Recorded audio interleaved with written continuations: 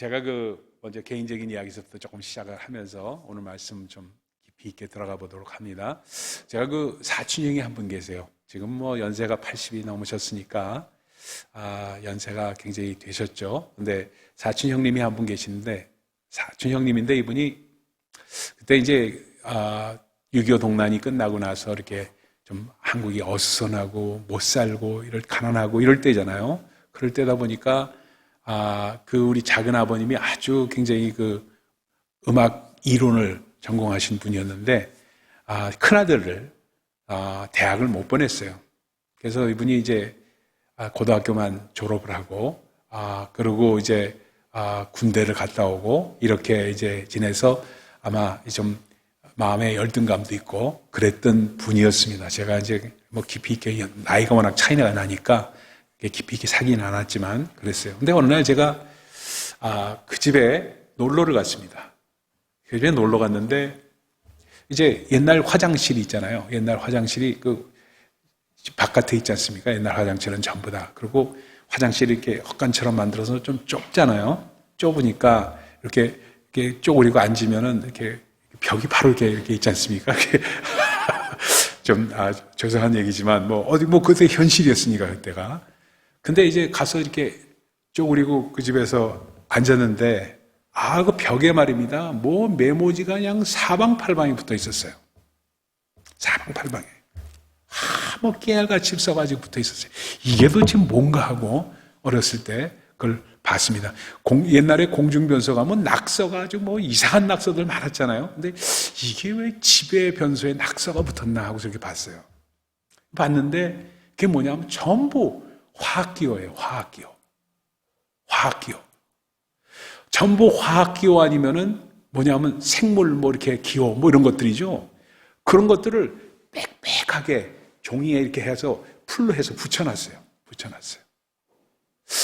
이거 왜 이런 거를 붙여놨나 하고서 이제 돌아서 전 어렸을 때니까 와서 물었어요, 형한테. 형, 저게 뭐예요? 화학기호가 뭔지도 잘 모를 때니까.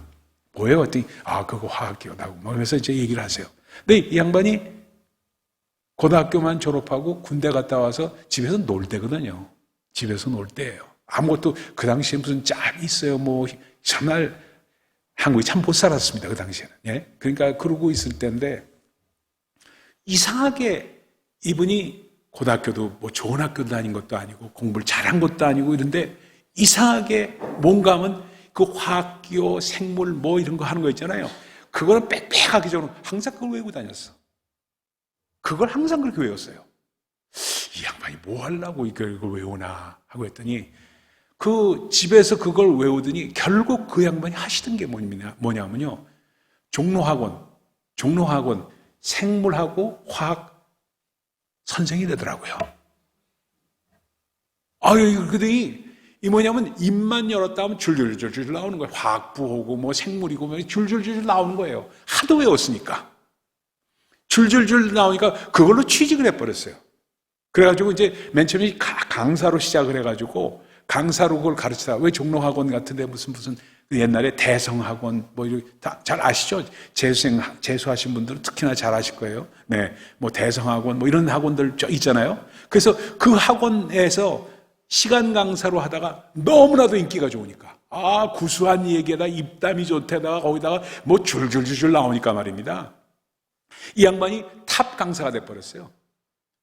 종로학원, 대성학원, 무슨 학원 해가지고, 다니면서 해가지고, 그 당시에 제가 이제 종합상사에 맨 처음에 취직을 했을 때, 그때 초봉이 18만 원이었습니다.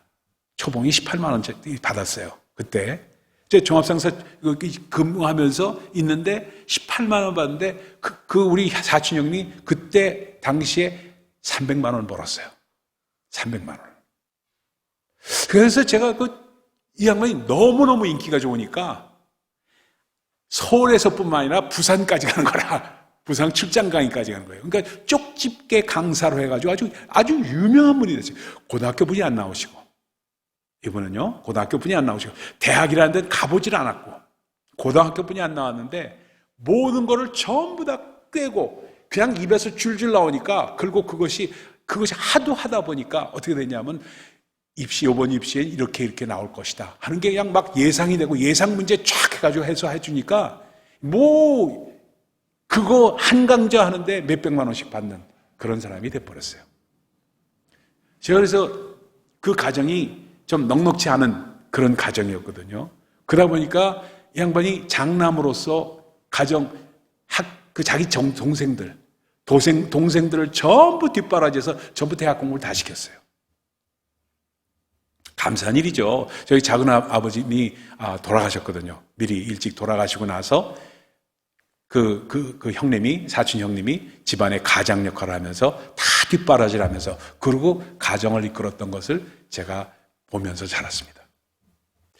그러면서 오늘 이 말씀을 제가 왜 들으냐면 오늘 말씀 묵상을 깊게 하는데 하나님께서는 하나님께서 주시는 말씀을 암송하기를 원하시는구나.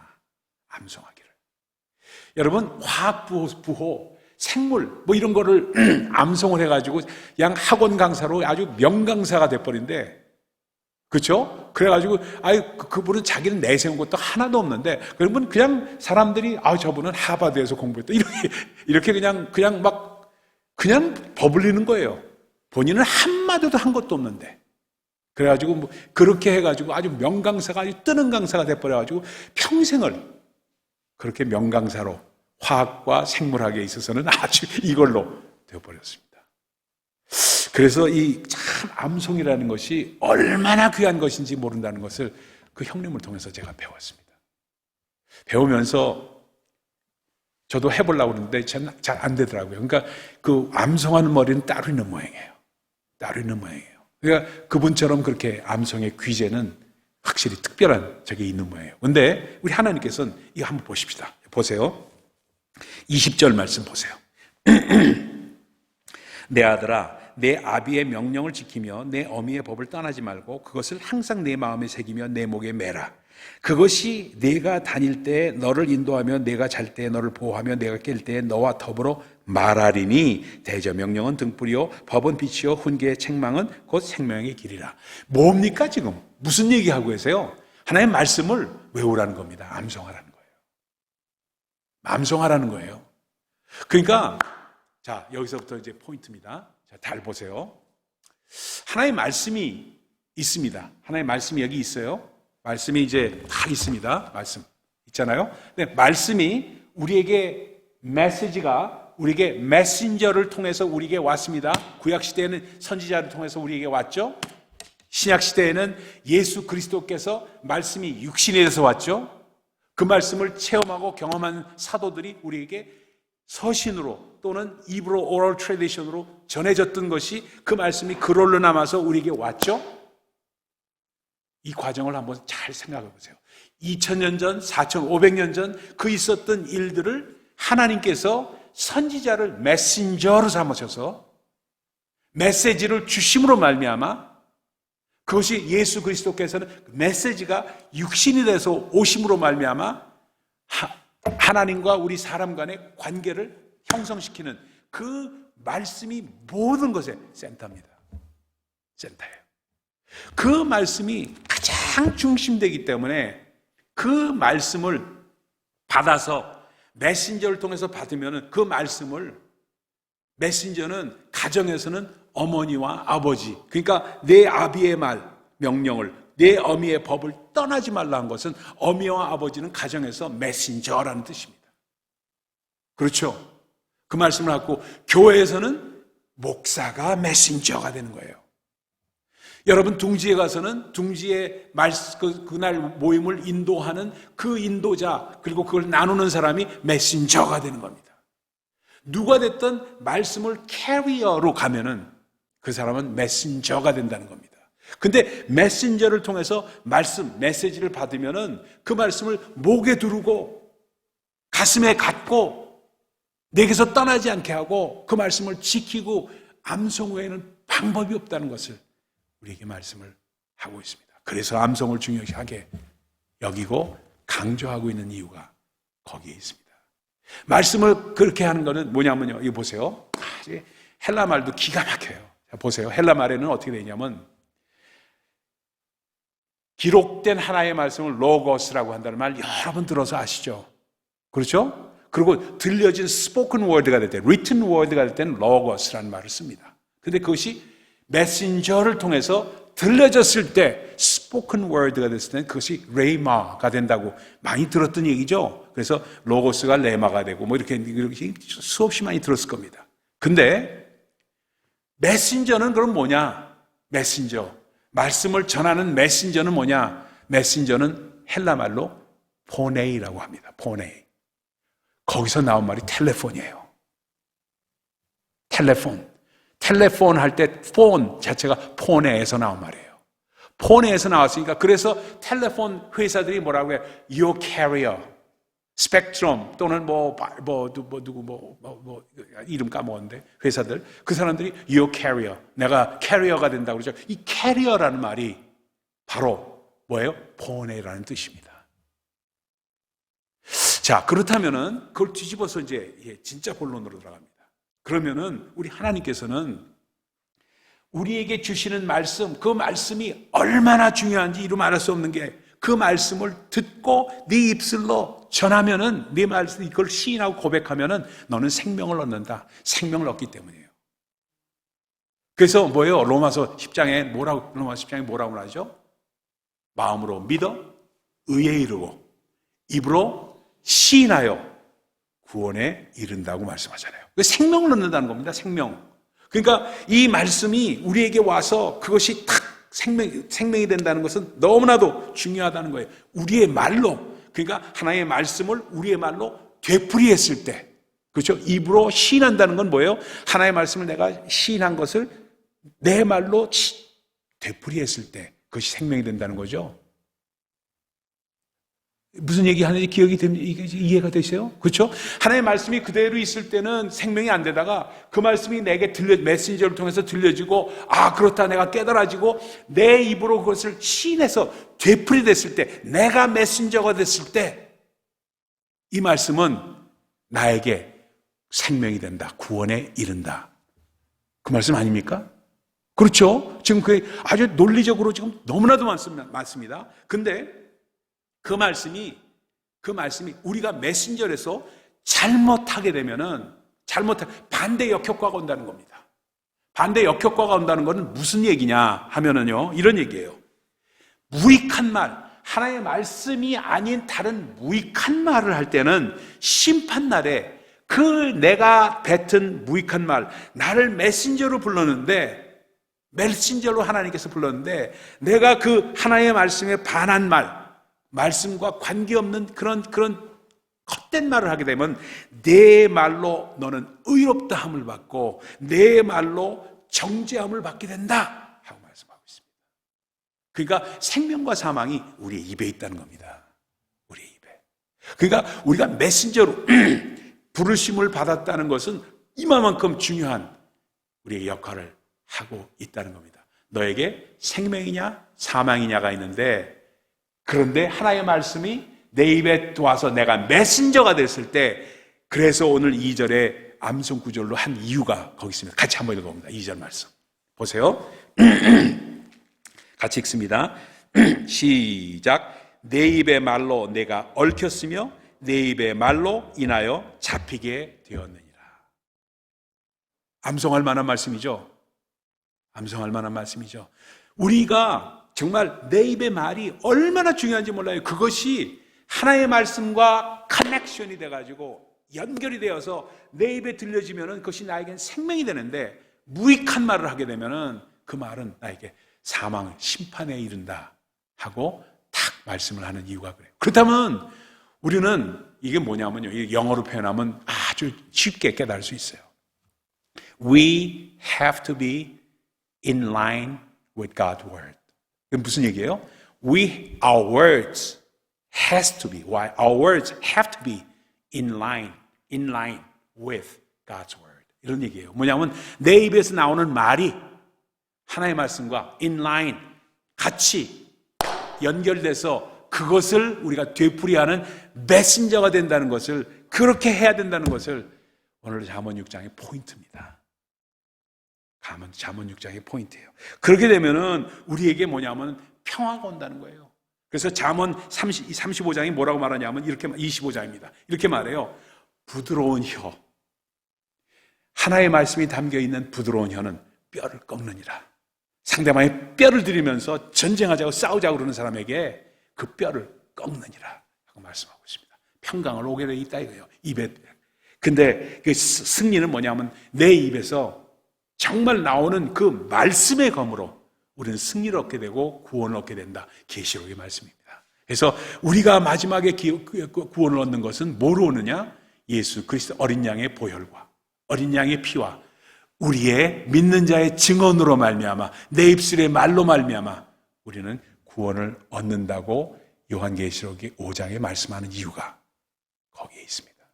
그러니까 그만큼 우리의 말이 중요하다는 것을 말씀을 하고 있어요. 그러다 보니까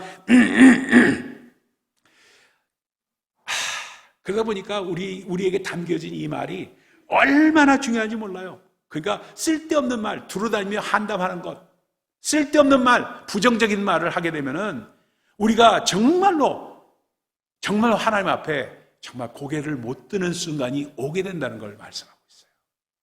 그러면서 뭐라고 말씀하시냐면은 무엇이든지 네가 말씀으로 무엇이든지 심기만 하면 그대로 걷게 된다. 그대로 거두니라. 그러면서 빛보증의 얘기가 나옵니다. 여러분 잘 보세요. 빛보증의 얘기는 빛보증을 서라 안 서라가 포인트가 아니에요.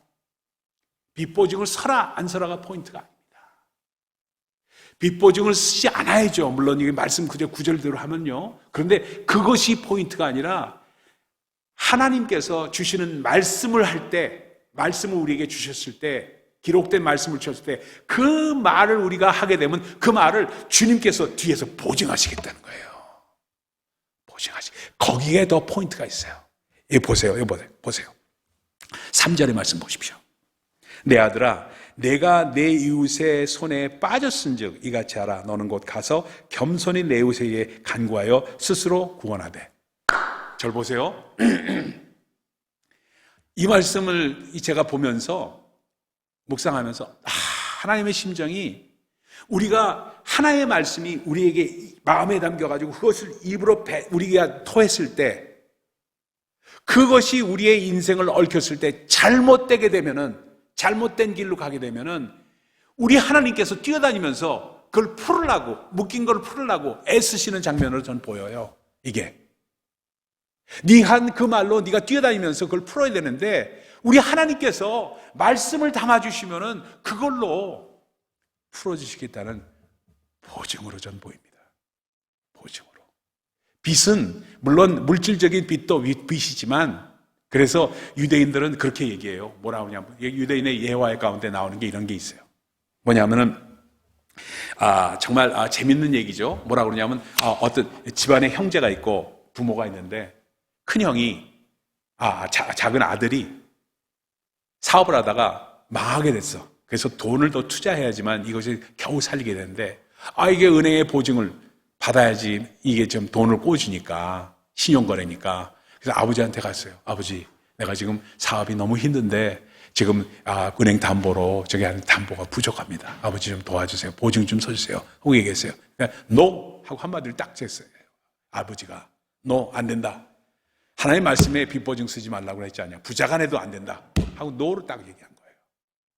그러니까 너무너무 그냥 마음에 저게 돼서 형들을 찾아간 거예요. 형, 내가 너무너무 아버지한테 얘기했더니 아버지가 못 해주신다 그러는데 형은 좀 이렇게 유도리가 있지 않소. 좀 도와주시오 하면서 보증만 좀 서주시오. 내가 반드시 갚으리다 하고 했는데 형이 이따 안 돼. 아버지도 안 되는 걸 내가 어떻게 하냐. 하나의 말씀에 그렇게 되기 때문에 안 돼. 노가 된 거예요. 그래가지고 이 동생이 그냥 사업에 망해버렸어. 망하니까 아버지가 와서 야 아들아 너 망해서 힘들지 이제 너 네 집 다 거덜났으니까 우리 집에 와서 살아라 하고 집으로 데리고 갔어요. 그 다음에 형들이 찾아와서 야 너 아버지 집에서 사는 거 힘들지? 힘드니까 너무 힘들어하지 말고 내가 네 생활비는 내가 대댈게. 그래서 형들이 전부 생활비 낸 거예요. 이게 유대인의 지혜라는 겁니다. 이게 지혜라는 거예요. 망할 건 어차피 돈을 집어넣어도, 그러면서 아버지가, 그럼 아버지 왜 내가 좀 힘들 때 좀 보증 좀 서서 저기 하지 그랬어요. 그랬더니 뭐라고 아버지가 얘기했냐면, 야, 그때 내가 너를 도와줬으면은 너만 망하는 게 아니라 우리 모두 같이 망한다. 그러나 도와주지 않았기 때문에 너만 망하고 우리가 너를 도와줄 수 있는 위치에 있지 않느냐 하고 얘기를 했다는 겁니다. 이게 유대인들의 아주 지혜예요. 지혜. 그러니까 뭐냐면 빚보증을 서주는 대신에 오히려 현실적으로 너무너무 어려웠을 때, 바닥에 갔을 때 그때 도와주라는 겁니다. 가능한 만큼. 그것이 유대인들의 지혜입니다. 그러다 보니까 뭐라고 그러냐면 잠언 11장에 가면 이렇게 말합니다. 타인을 위하여 보증이 되는 자는 손해를 당하여도 보증이 되기를 싫어하는 자는 평안하니라. 그렇죠? 그래서 빚보증에 대한 그런 말씀을 합니다. 그런데 아까도 말씀드렸지만 이 빚보증의 문제는 하나님께서의 보증을 예로 하로 해서 인간 간의 관계에서 그걸 얘기를 한 것이지, 그 인간 간의 관계에서 생활 지혜만 주시기 위해서 하신 것은 아니다는 겁니다. 생활 지혜도 주면서 하나님께서 어떤 마음으로 우리를 서포트 하시는가를 말씀하고 계시다. 제 포인트를 이해가 되시죠? 네. 그러다 보니까 하나님의 보증은 기가 막힙니다. 이거 보래요. 저는 그거를 목회하면서 여러 번 느꼈습니다. 너무 여러 번 느꼈어요. 뭘 여러 번 느끼냐면, 아니 저도 인간인데 실수할 때 있죠. 그렇잖아요. 되도록이면 실수를 안 하려고 애를 씁니다. 근데 목사라고 무슨 뭐 실수 안 할 때가 있습니까? 뭐 얘기해 놓고 그것이 뭐 이렇게 틀리면은 그걸 또 그냥 비난하는 사람 뭐냐, 목사가 거짓말한다고 이렇게 얘기합니다. 그렇죠? 그렇게 하는 분이 있어요.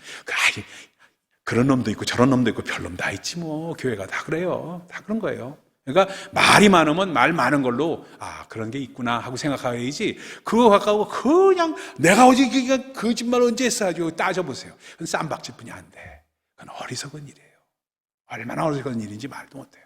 그래서 그런데 어떻게 되는지 아십니까? 결과 묵묵히 있으면요, 하나님께서 제가 했던 그 말을 보증해서 그거를 그렇게 이루어주세요. 놀라워요. 제가 분명히 틀렸는데 그대로 그걸 이루어주신다니까. 그러니까 어리석은 결정을 했는데 어리석음을 들고 주님께서 픽업해서 사용하셔서 그거를 현실화시키는 예가 한두 번이 아니에요. 제가 그러니까 얼마나 그걸 잘하는지 몰라요. 그게 하나님의 보증입니다. 그러니까 하나님의 말씀대로 살고자 하고 그 말씀을 내 입에 담아서 그걸 말씀하려고 애를 쓰는 메신저가 되는 것이 얼마나 중요한 것이 모른다. 이게 6장에 걸친 전체적인 포인트입니다. 그 다음에 또 하나의 예를 뭐를 듭니까?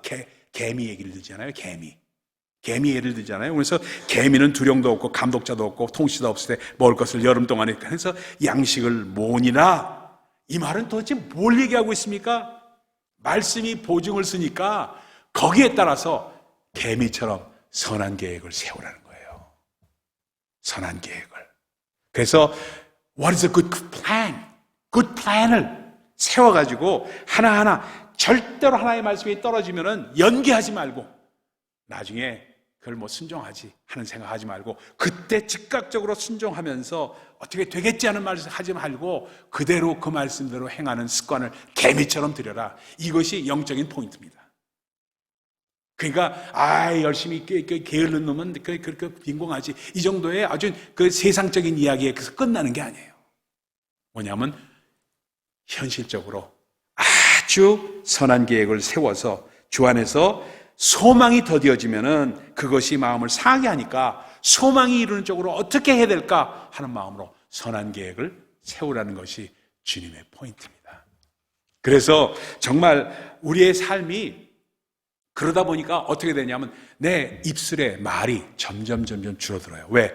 그래서 내 입에 파수꾼을 세워달라고 기도하는 것처럼 시편 기자가 시편 19편에 나오죠. 파수꾼을 세워달라고 하는 것처럼 내 입에 말을 담을 때 하나님의 말씀과 이것이 부합되는가를 항상 생각하면서 조금씩 말수가 줄어들 수밖에 없는 이유가 거기에 있다. 쓸데없는 말 하지 않게 되는 거예요. 부정적인 말, 이런 말, 그리고 그냥 들었던 말 옮기는 거, 그런 게 점점 줄어드는 겁니다. 내 안에 필터가 생기는 거예요. 그게 신호등입니다. 푸른 신호등. 빨간 신호등이 있으면 멈추고 푸른 신호등이 있으면 가고, 이것이 저절로 되는 것, 그것이 성숙으로 가는 길이기 때문에 잠언 6장의 말씀은 그것이 포인트가 돼서 긍정적이고 그렇게 나가는 것이다. 그러다 보니까 거기서 오는 게 뭔지 아세요? 마지막 이야기 듭시다. 온유함입니다. 온유함. 마음이 점점 온유해져요. 무슨 말을 해더라도 그럴 수가 있겠구나. 그렇게 내가 생각할 때 이게 아닌데 하는, 그러면서 잠깐 말을 멈추게 하는, 그리고 자기 말을 딱 하는 거, 그런 게 없어집니다. 점점 없어져요. 왜 없어지는지 아십니까? 혹시 이 사람의 말 가운데 내가 모르던 것, 생각지 않았던 것이 있지 않을까 하고 끝까지 들어보는 거예요. 그걸 뭐냐면 온유함이라고 그래요. 다른 게 사람이 성격이 온유하다, 이게 아니에요. 지금 말씀 가운데 우리의 태도가 나타나는 게 진짜 온유한 것은 teachable spirit입니다. teachable. 나는 항상 티칭을 받을 수 있는 사람이지 남을 teaching spirit이 아니라 teachable spirit이에요. 근데 우리는 말씀을 좀 안다고 해가지고 전부 teaching spirit으로 남을 대하니까 그러니까 남을 정죄하게 되는 거예요. 정죄하게 되는 거예요. 그런데 이제는 온유함으로 나가면서 teachable spirit, 남한테 도움을 받고 남한테 가르침을 받고 싶은 마음으로 나가는 것을 온유함이라고 합니다. 온유한 자는 복이 나니 그가 땅을 차지한다고 주님 말씀하시는 이유가 거기에 있다. 그러니까 절대 어떤 사람이 얘기하면 중간에 탁탁 끊는 거, 남편이 뭐 얘기해, 그러지 말아요, 이렇게 와이프가 얘기하는 건 절대 안 좋은 거예요. 왜? 남편의 말을 또는 아내의 말을 끝까지 들어보는 것, 그것이 가정에서 먼저 훈련이 돼야지 밖에서도 되지. 가정에서 그것이 안 되면 밖에 나가서는 절대 되지 않습니다. 여러분, 정말로 그렇기 때문에 그것이 생활 영성으로 그대로 이루어진다는 것을 여러분 꼭 기억하시면서 이 말씀 오늘 받으시기를 부탁을 드립니다. 제가 준비한 것이 많고 또 예화도 많고 많은데 그거 하면 너무 시간이 걸려서 못하겠어요. 언제 한번 좀 시간 내서 확 정말 우리가 뒤집어 놓는, 우리의 마음을 뒤집어 놓는 그런 시간을 갖도록 하십시다. 정말 여러분, 이 말씀을 생명된다는 것, 그거 똑같은 말씀이 우리에게 또한 정말 사망과 저주 가운데 우리의 말이 잘못되면 그렇게 될 수 있다는 것 여러분 꼭 기억하세요. 그리고 우리의 입술의 말이 어떻게 나가는 것을 항상 파수꾼을 두고 주장하시는 주님의 인도하심에 따르시는 여러분 모두가 되시기를 예수 그리스도 이름으로 축원을 드립니다. 기도하겠습니다.